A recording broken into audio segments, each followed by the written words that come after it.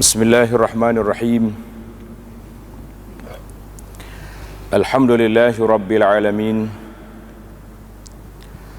Alhamdulillahilladzi kataba ala nafsihi rahmah.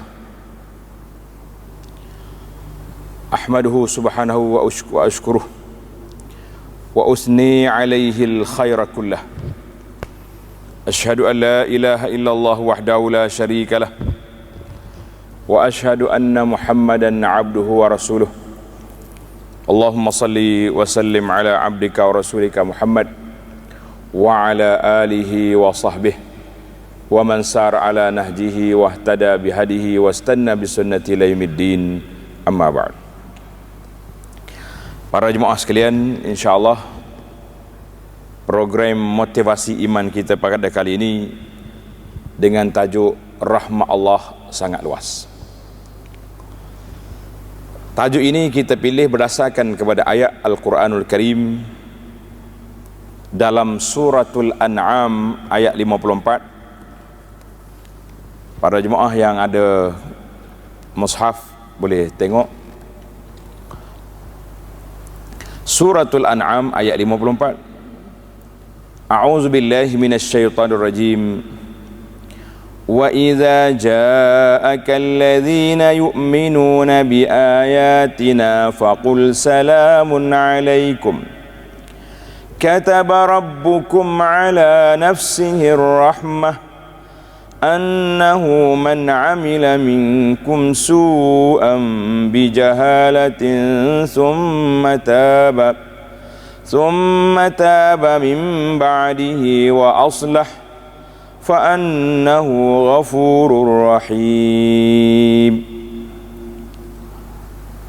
Maksudnya, apabila orang-orang yang beriman kepada ayat-ayat kami itu datang kepadamu, mana Allah Ta'ala perintahkan kepada Nabi kita Muhammad sallallahu alaihi wasallam, bila orang beriman itu datang jumpa Nabi, faqul salamun alaikum, maka katakanlah salamun alaikum, maknanya mudah-mudahan Allah Ta'ala limpahkan kesejahteraan ke atas kamu. Ayat ini mengajar kepada kita adab. Kita duduk sama-sama, kita sentiasalah berdoa, mendoakan sahabat kita. Apa saja munasabah kita jumpa, paling ringkas kita kata assalamualaikum. Apa makna assalamualaikum? Kita doakan sahabat kita sejahtera, keselamatan, kebahagiaan ke atas kamu. Kita, ini cara kita.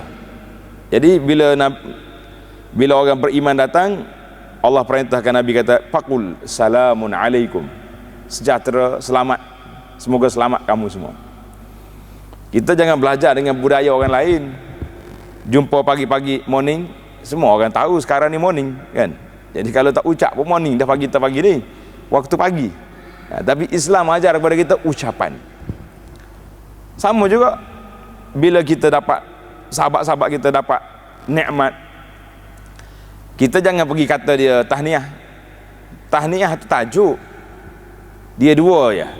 Kalau orang dapat nikmat, kita ucap tahniah kan. Kalau orang dapat bala, kita kata takziah. Itu tajuk, mana takziahnya, mana tahniahnya. Ini kita belajar. Jadi bila salah satu benda, paling tidak kita kata barakallahu fiik, semoga Allah Ta'ala berkati kamu kan. Bila dia dapat nikmat. Kalau dia kena musibah, kita kata innalillahi wa inna ilaihi raji'un, Allahumma ajurhu fi musibati, ya Allah berilah ganjaran yang baik pada musibah dia ni, mudah-mudahan dia sabar, mudah-mudahan Allah Ta'ala lepaskan. Ini di antara cara kita berinteraksi sama kita. Kemudian Allah ceritakan kepada kita, kataba ala nafsihir rahmah, Tuhanmu telah menetapkan atas dirinya rahmat. Sifat Allah Ta'ala ini bersifat dengan rahmah, yakni kasih sayang. Masya Allah, tabarakallah. Allah Ta'ala sayang kepada kita, sayang kepada hamba-hamba dia, sayang kepada makhluk-makhluk dia. Bagaimana Allah sayang? Kita tengok beberapa contoh. Annahu man amila minkum su'an bijahalatin, siapa di kalangan kamu orang yang beriman yang melakukan perkara tak baik. Waktu kita lara dulu, waktu kita ialah dalam kejahilan, kita tak ingat apa benda, kita pergi buat maksiat, terjebak dengan kemungkaran, summa taba, kemudian dia sudah bertaubat sekarang. Kita sudah yutan balik, kembali ke jalan yang diridai oleh Allah Azza wa Jalla. Wa aslah, itu syarat yang kedua. Jangan balik saja. Taba, bertaubat setelah mengerjakannya dan mengadakan kebaikan. Maknanya diikuti yang tak baik dulu dengan kebaikan yang ada sekarang. Sekarang ni kita tukar channel kita. Daripada dulu kita berulang alik ke tempat maksiat, sekarang ni kerja kita berulang alik ke masjid, ke majlis ilmu, ke tempat-tempat yang diredai oleh Allah Azza wa Jalla. Maka Allah kata fa'annahu ghafurur rahim, maka sesungguhnya Allah Subhanahu wa taala sesungguhnya Maha Pengampun lagi Maha Penyayang. Inilah sifat Allah taala. Ayat yang kita nanya, kataba rabbukum ala nafsihi rahmah, Allah taala telah tulis dalam kata dirinya sifat dia bersifat rahmat, kasihan belas, sebagaimana ayat yang kita baca setiap hari.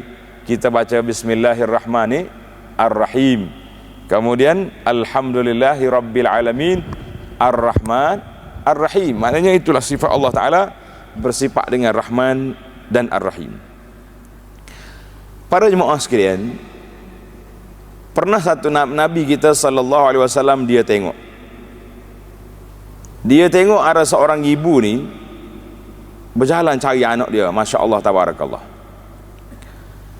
Jalan cari, bila jumpa anak dia peluk, dia dakap.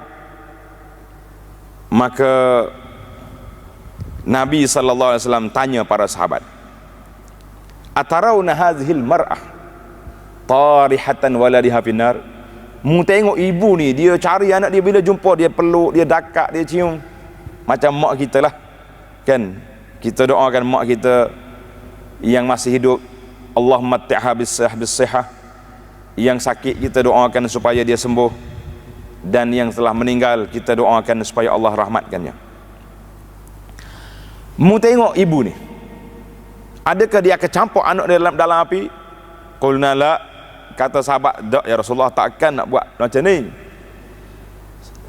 Kata Nabi sallallahu alaihi wasallam, lallahu arhamu bi ibadihi min hazihi bi waladik. Allah sangat kasihan belas kepada hamba dia lebih daripada ibu ni dengan anak dia. Masya Allah tabarakallah.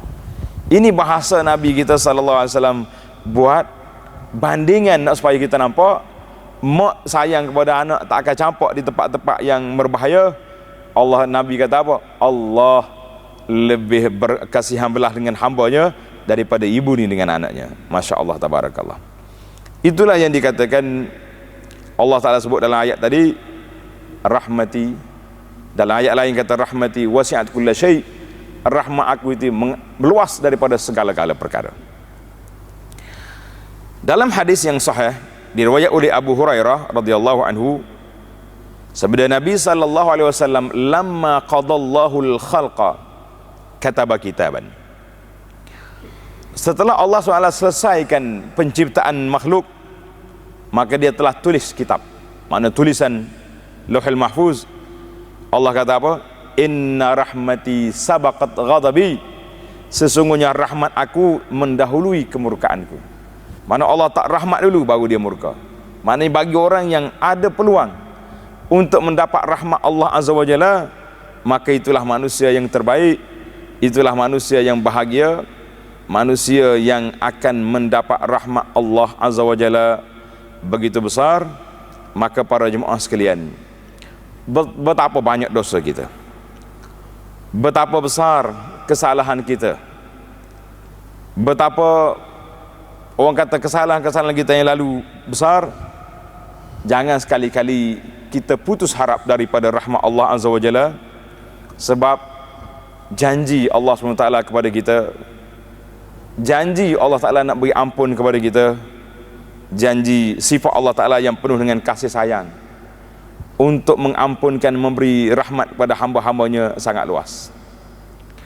Maka dengan itu kita tak putus harap daripada rahmat Allah Azza wa Jalla satu, dan kita jangan putuskan harapan manusia nak berubah menjadi orang baik. Jangan.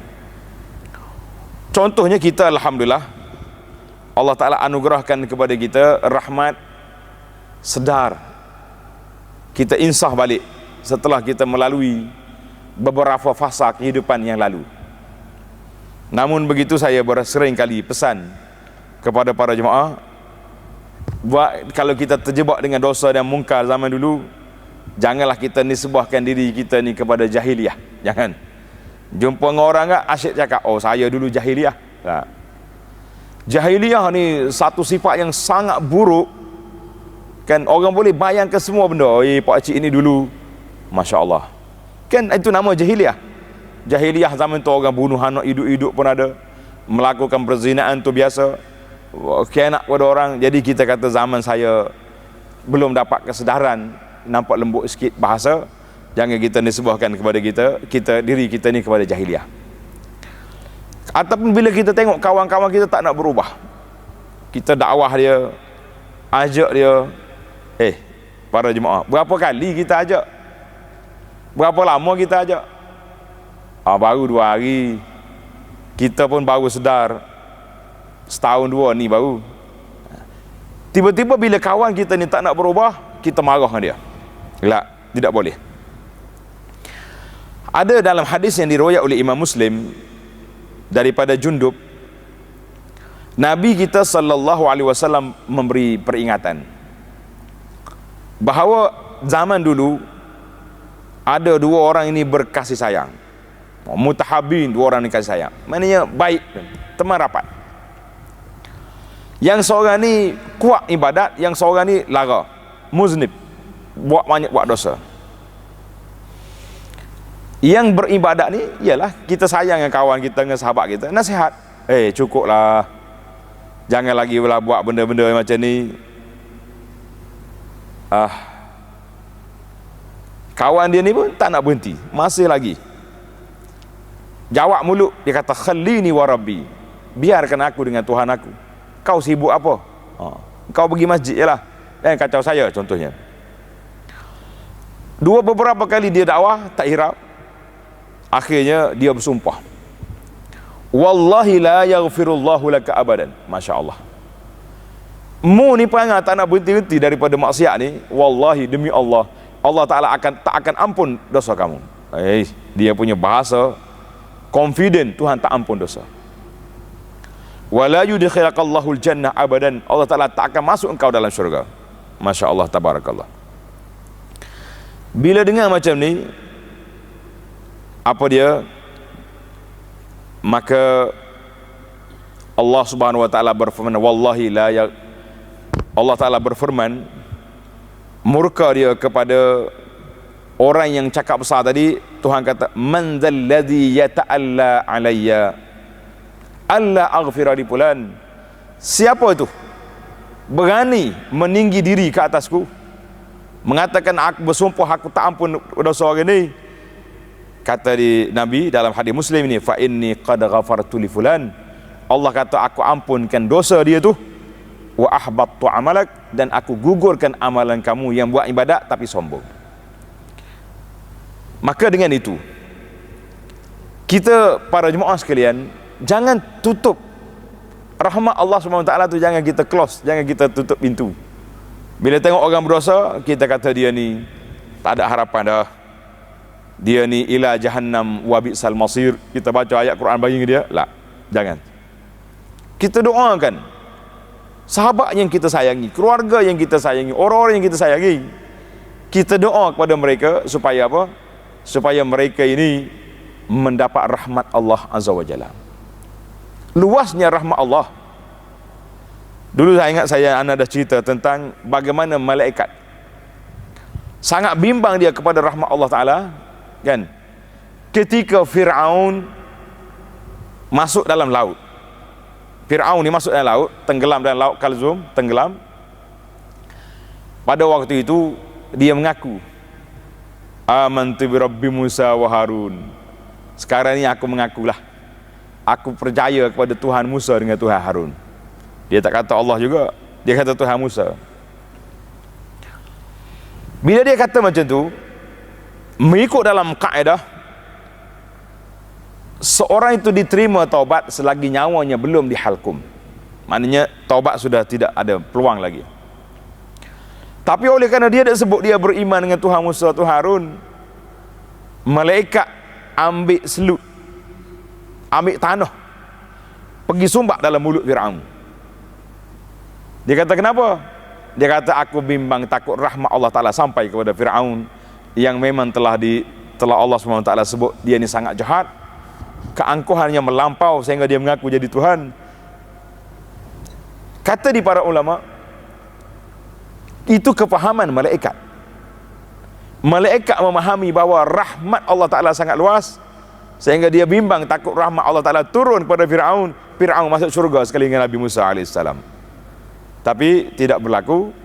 Takdir Allah Subhanahu Wa Ta'ala bahawa Fir'aun itu mati dalam keadaan tersebut. Maka ini sikap kita. Kita berdosa, tabah, thumma taba wa aslah, bertaubat dan ikuti dengan amal yang baik. Semua benda yang kita tukar. Dulu kita tak salat, alhamdulillah, dengan ada kita kesedaran kita ada gini, kita mula salat. Kita mula salat. Baik. Timbul lagi soalan, saya ni ustaz, dulu tak salat, sekarang ni salat. Macam mana nak buat dengan solat-solat yang lepas? Maka majoriti ulama mengatakan kita kena qada solat yang lalu. Habis bagaimana dengan sekarang? Maka kita campur di antara dua. Campur di antara dua, taba wa aslah. Taubat yang lepas dan perbaikan, perelokkan amalan sekarang. Bermakna bila kita dah taubat, bila kita sudah bertaubat, kita jalankan tugas kita, solat 5 waktu tak tinggal, ditambah baik lagi dengan solat berjamaah di mana tempat kita berada, waktu di masjid, waktu kita di pejabat, kita juga anjurkan majlis, carilah mana-mana ruang di pejabat kita yang ada ruang untuk kita renovate, buat surau, buat musalla. Dia kata ni store ni, store banyak lagi tempat boleh buat, belakang-belakang boleh kita ambil bilik, walaupun kecil, sekurang-kurangnya boleh salat berjamaah 5-10 orang, alhamdulillah, nikmat besar.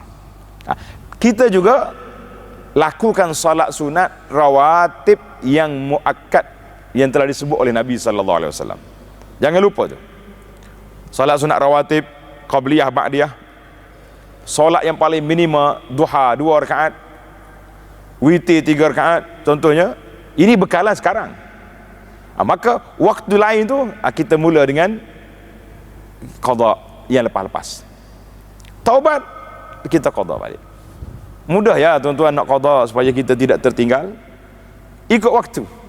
Zuhur kita qada zuhur, asar qada asar, maghrib qada maghrib, subuh qada subuh. Tapi kalau kita nak qada sentiasa, mungkin hilang kemampuan kita.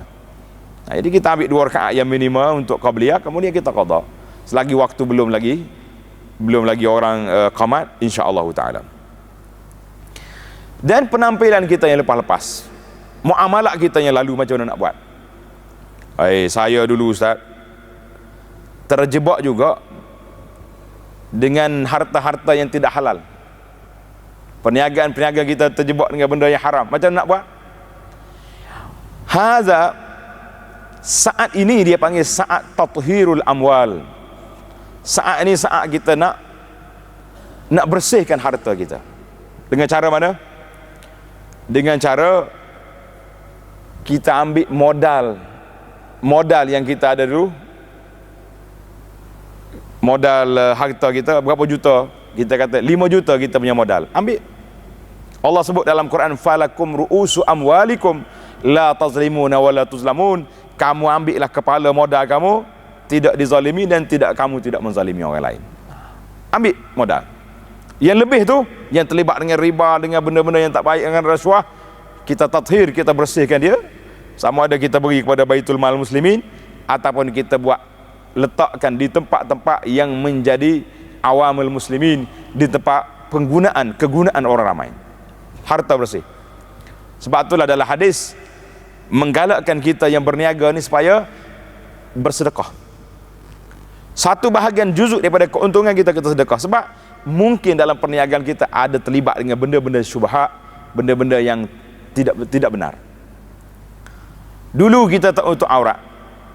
Alhamdulillah sekarang ni kita tutup aurat. Sebab itulah kebetulan pula saya bagi risalah. Sekarang ni tajuk dia Auratku Marwahku. Betul tak? Tajuk kita tu.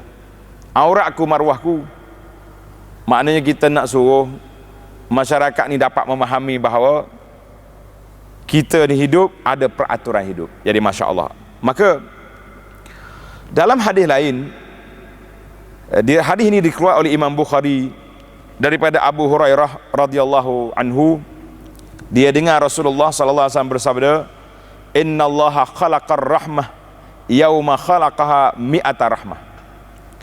Allah Ta'ala ciptakan pada hari penciptaannya pada makhluk ini 100 rahmat. Fa'amsaka indahu tis'an wa tis'ina rahmatan. Allah simpan di sisinya 99. Wa arsala fi khalqihi kullihim rahmatan wahidah. Untuk makhluk seluruhnya satu rahmat. Falau ya'lamul kafir. Tengok kata Nabi SAW, falau ya'lamul kafir bikulli allazi indallahi minar rahmah. Kalau orang kafir tahu Allah Ta'ala mempunyai simpanan rahmat di sisi Allah Ta'ala sangat luas, lam yai'as minal jannah, dia tak akan putus asa nak pergi syurga juga walaupun dia kafir. Timbul pula hari ni, boleh tak boleh kita panggil orang kafir? Masalah kita hari ni, zaman globalisasi ni, orang duk bercakap, dia panggil taghyir al-khitabud da'awi, nak tukar cara interaksi. Kita kata kalau dia depan kita, jangan duk panggil hey kafir. Kawan kita orang bukan Islam, tak payah kata kafir. Ataupun dalam majlis ni bercampur, ni orang Islam, ni bukan Islam. Kita katalah saudara kita yang bukan Islam, yang belum Islam. Ni jangan kata, ni puak kafir ni, dengar semua. Ni puak Islam dengar. Macam mana dia punya? Itu bukan bahasa itu. Jadi, tapi Allah Ta'ala sebut, Nabi sebut kafir. Jadi kita kena bagi manusia ni terbagi pada 3 kategori: mukmin, Muslim, kafir. 3. Hak kafir pula terbagi pada 2, sama ada kafir zahir ataupun kafir batin, yang disebut dalam bahasa dia panggil munafik, wal'iyazbillah. Semua tu ada kategori. Jadi kita tak boleh nak nafikan total tak ada kafir lah. Kita jangan terlibat dengan agenda liberal yang tak ada lagi kafir atas dunia ni, kena ada non muslim, kita kata jangan. Nabi sebut dalam hadis, nascaya orang kafir yang mengetahui rahmat Allah Ta'ala, dia tak akan putus harap nak masuk surga juga walaupun dia tidak beriman. Walau ya'lamul mu'minu bikulli allazi 'indallahi minal azab. Tapi orang mukmin pula, kalau dia tahu di sisi Allah Ta'ala ni azabnya berat, lam ya'man minan nar, dia tak rasa aman daripada neraka. Aku ni lepas ke tak lepas? Namun begitu, rahmat Allah Ta'ala ni mengatasi, terkena kepada semua makhluk. Semua makhluk Allah Ta'ala ni dapat belaka. Kita kata tadi, kita dah cerita tentang bagaimana makhluk Allah Ta'ala ni dengan rahmat Allah Ta'ala turun, binatang hayawan pun sayang kepada anak-anak. Sayang dia. Hari ni orang duk tular video macam-macam para jemaah sekalian. Dia tular video tentang anjing beri minum susu kepada kambing. Tengok. Itik beri makan kepada ikan. Para jemaah sekalian, kita tengok gambar-gambar, video-video macam ni kan, janganlah kita rasa tengok aja, share aja lah. Kita kena teliti dengan mata hati kita bahawa luasnya rahmat Allah Ta'ala, syamilat rahmatuhu, lengkap rahmat Allah Ta'ala ni kepada semua makhluk kena belaka. Tengok hayawan baik sama dia, Masya Allah, tabarakallah. Tengok makhluk-makhluk lain, Masya Allah, rahmat. Dan kita manusia lebih-lebih lagi kena bersifat rahmat dengan sama-sama kita. Sebab apa? Sebab kita diciptakan oleh Allah Ta'ala yang maha berkuasa, yang bersifat dengan rahmat. Bersifat dengan rahmat. Dalam hadis Bukhari, tuan-tuan ingat, tengok dengan hadis ni. Hadis ni panjang, saya ringkaskan. Kata Nabi SAW, yudrabul jisru ala jahannam. Hari kiamat esok akan buat satu titian di atas neraka Jahannam. Kata di para sahabat, balagana, sampai kepada kami, tiang ini lebih halus daripada rambut, lebih tajam daripada pedang. Habis macam mana nak lalu kita? Kita fikir dengan otak kita rasa pening, macam mana nak lalu ni? Kan? Nabi pula sallallahu alaihi wasallam yaqulun, para nabi duduk tepi titian ni semuanya kata Allahumma rabbi salim salim, ya Allah selamatkan. Maka kata Nabi sallallahu alaihi wasallam di tepi kat kiri kanan titian ini pencakup yang nak cari orang. Ada orang yang berjalan, kata Nabi sallallahu alaihi wasallam, qatar fil ain, sekelip mata, gelap duduk sebelah sana. Tapi mesti melintasi sirat. Allah Taala sebut dalam Quran, wa im minkum illa wariduha. Setiap kamu akan melalui sirat, akan lalu, tak akan lepas. Tapi ada orang yang macam kilap menyambar, lap tengok di sebelah sana dah, lalu je. Ada orang yang kerih macam angin lalu. Ada orang seperti kuda pantas. Ada orang seperti orang berjalan, ada orang yang merangkak. Nabi kata pemakdus. Ada orang yang cala tubuh dia kena cangkuk tapi lepas. Wa makdus, ada orang yang ditarik wal iyaz billah jatuh ke dalam neraka. Maknanya bila manusia ni semuanya selamat, ada yang selamat alhamdulillah dan ada yang masuk dalam api. Maka pada waktu itu Nabi gambarkan sifat orang mukmin pada hari kiamat, sangat menyayangi saudara-saudara dia. Dia cari. Bila tak jumpa, mereka kata ya yaquluna rabbana, wahai Tuhan kami, di manakah kawan-kawan kami dulu? Yasumuna ma'ana, yusalluna wa yahujjun. Kawan saya dulu, dia pergi haji sekali dengan saya. Ni dalam neraka pun, di akhirat esok, kawan-kawan alumni haji ni cari lagi kawan dia. Ingat baik, dia panggil alumni haji, umrah pun sama. Cari-cari tu, mana orang ni pergi haji dengan saya dulu, tapi tak ada dalam syurga ni. Masya Allah, tabarakallah. Fayuqalu lahum akhriju man araftum. Masya Allah.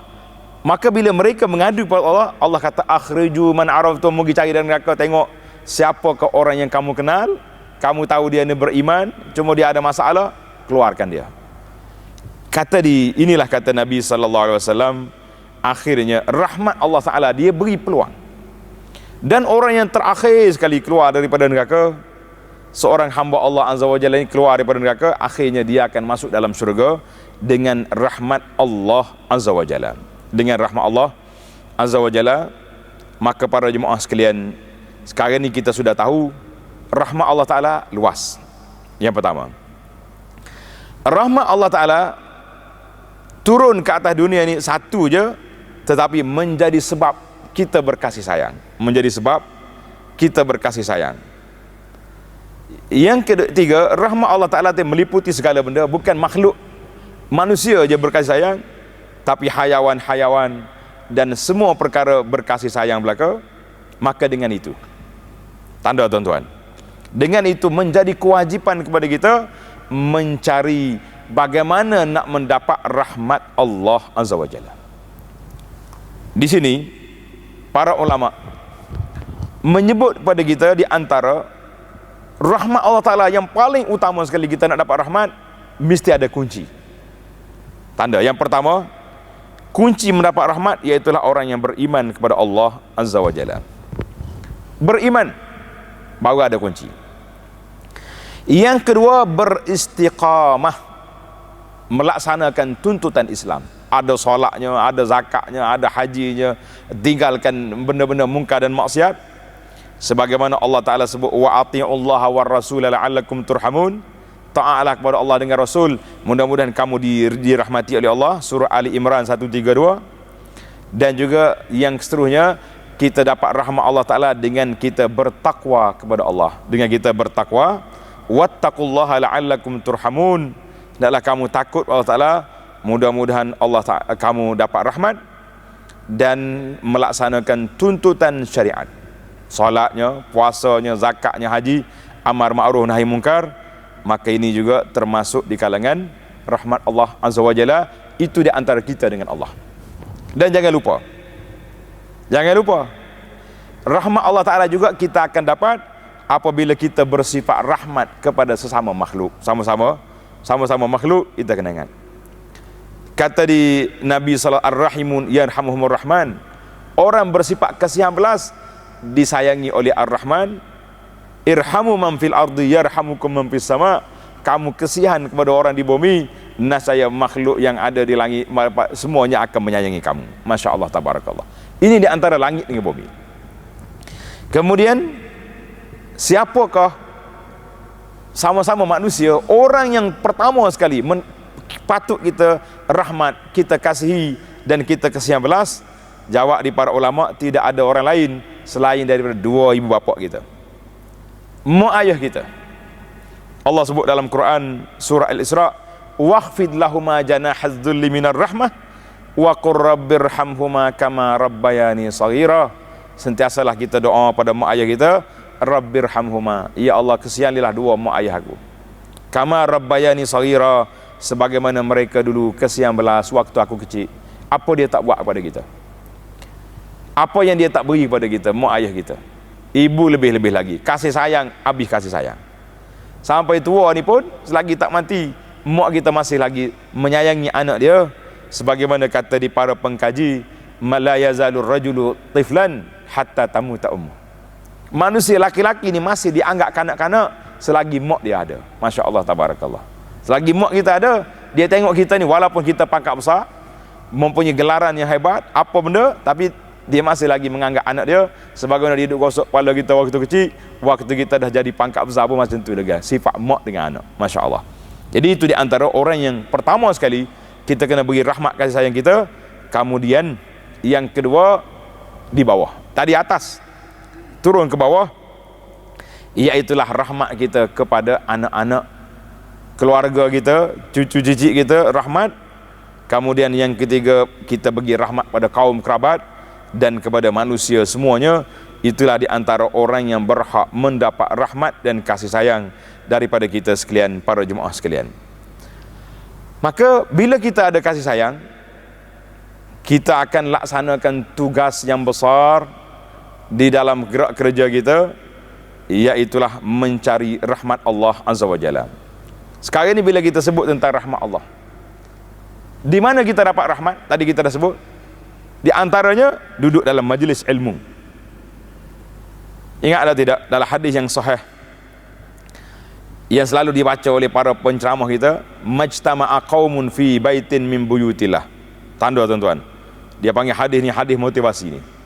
Majtama'a qaumun fi baitin min buyutillah, tidak berhimpun mana-mana kaum di rumah Allah. Ni kita di Wipo sekarang. Apa tujuan kita berhimpun? Yatluna kitab Allah, baca Quran, muzakarah, wa yatadarasunahu bainahum, tadabbur Quran. Tengok ayat ni, satu ayat yang kita bincang tentang ayat Allah Ta'ala sebut dalam Quran surah Al-An'am 54 tadi, kataba rabbukum ala nafsihi rahmah, Allah Ta'ala tulis atas dirinya rahmat bagi orang yang berdosa tak berdosa, semuanya dapat rahmat Allah Azza wa Jalla. Maka duduklah majlis ilmu, baca Quran, mudarasatul Quran, tuan-tuan akan dapat 4 perkara. Illa nazalat alaihimur rahmah. Nih, pertama sekali kita akan dapat rahmat daripada Allah Azza wa Jalla. Kita mungkin bertanya, setakat mana kita nak rahmat Allah Ta'ala ni, setakat mana? Saya ni buat ibadat, saya buat kebajikan, segala perkara semua yang saya lakukan, tak cukup lagi? Jawabnya tak cukup. Tengok dalam hadis yang dikeluar oleh Imam Bukhari daripada Aisyah radhiyallahu anha. Tanda tuan-tuan, hadis ni sangat penting. Kata Nabi sallallahu alaihi wasallam, saddidu wa qaribu. Saddidu wa qaribu. Hendaklah kamu betulkan amalan kamu. Allahu akbar. Bila kita nak betul amalan, macam mana kita nak betul amalan? Saya dah buat, semua orang buat. La. Betul amalan ini dengan cara kita murajaah. Cara kita solat, semua orang akan solat zuhur 4 rakaat, betul? Tapi waktu nak solat macam mana?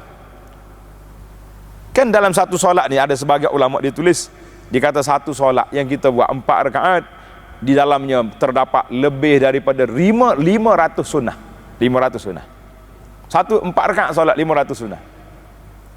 Maka kita kena murajaah, angkat takbirnya macam mana cara, kemudian bacaan dalam solatnya macam mana. Cuba murajaah balik. Itu dia panggil, kita nak betulkan sadidu wa qaribu. Jangan malu belajar. Kalau majlis anjur, majlis solat, kita kata solat sempurna, pergi ya. Jangan kata aku dah 40 tahun solat tak sempurna lagi. Kita jangan sombong. Dalam masalah ilmu ni ada benda-benda yang tertentu yang kita tertinggal. Mesti ada satu part mana-mana yang kita tertinggal. Belajar.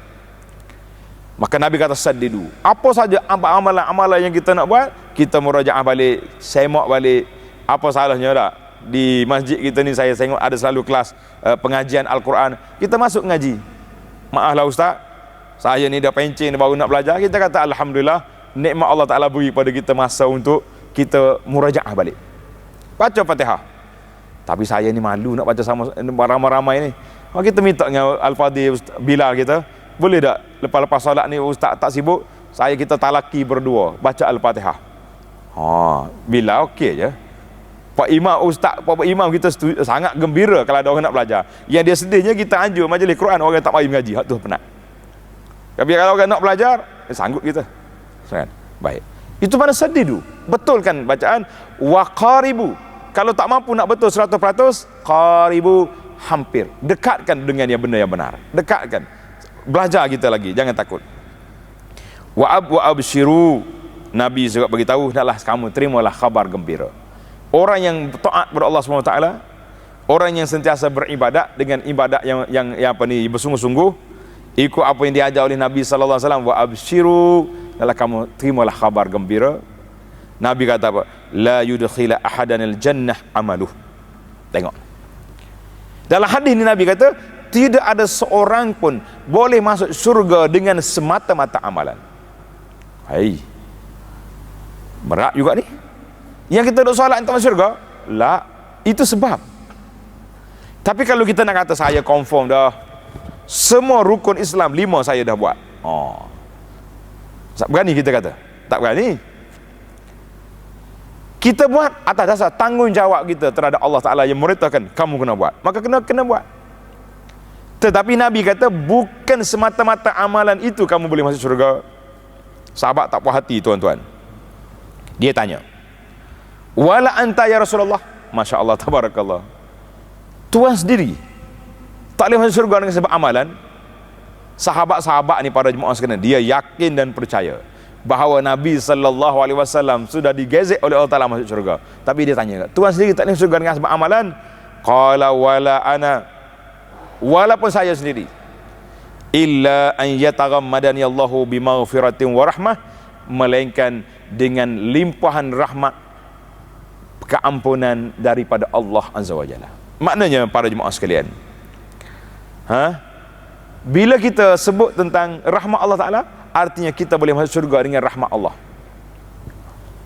Ada tidak orang masuk syurga tanpa amalan? Jawabnya ada. Di hari kiamat esok, dua-dua syurga dengan neraka berhujah. Dengar ni tuan-tuan. Syurga dengan neraka tahajjud. Berhujah dua ni. Syurga kata, kenapalah ramai masuk dalam aku ni orang lemah-lemah, orang dhaif, orang yang jabar, mutakabbir, yang sombong-sombong, angkuh tak masuk.